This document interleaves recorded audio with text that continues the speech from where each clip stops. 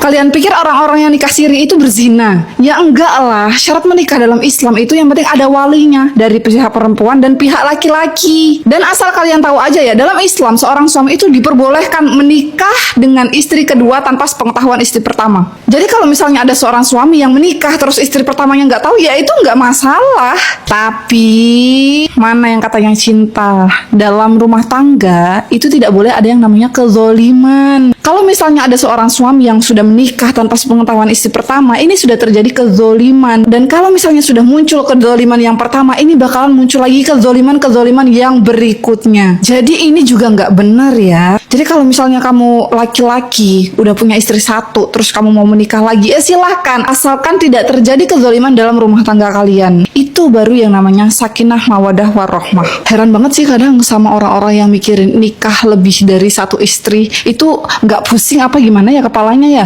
mikirin satu istri aja kadang dia mintaannya banyak gitu loh, terus mulutnya tuh banyak yang ember gitu, marah-marah mulu, lihat suaminya tidur aja udah marah-marah, padahal suaminya tuh nggak ngapa-ngapain gitu kan, cuma rebahan doang tapi dimarahin. Itu nggak stres. Bayangkan ada 2 atau 3 manusia yang seperti ini dalam rumah gitu. Istighfar. Follow aku kalau kamu juga uring-uringan. Oke, terima kasih.